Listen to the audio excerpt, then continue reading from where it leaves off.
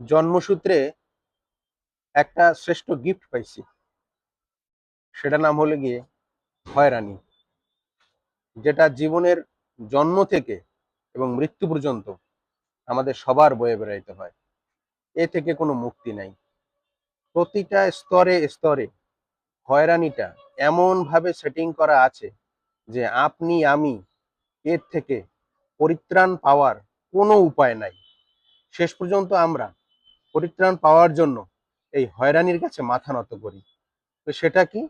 হয়রানির কাছে আমরা জিম্মি হই। জিম্মি হয়ে হয়রানিকে আমরা অনুরোধ করি যে হয়রানি, তুমি আমাদেরকে এ থেকে মুক্তি দাও। তখন হয়রানি বলে যে মুক্তি দেব, কিন্তু তুমি আমাকে কি দেবে? তখন এই হয়রানির সঙ্গে আমরা একটা নেগোসিয়েশনে আসি যে ঠিক আছে, আমি তোমাকে এইটা দেব, তুমি আমার এই জিনিসটা দিয়ে মুক্তি দাও।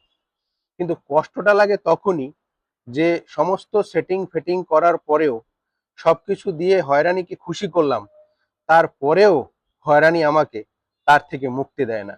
তখন ভাবি যে আসলে আমরা কোথায় আছি? এটা কি সেবা, নাকি হয়রানির হয়রানি, নাকি হয়রানির সর্বোচ্চ সেবা?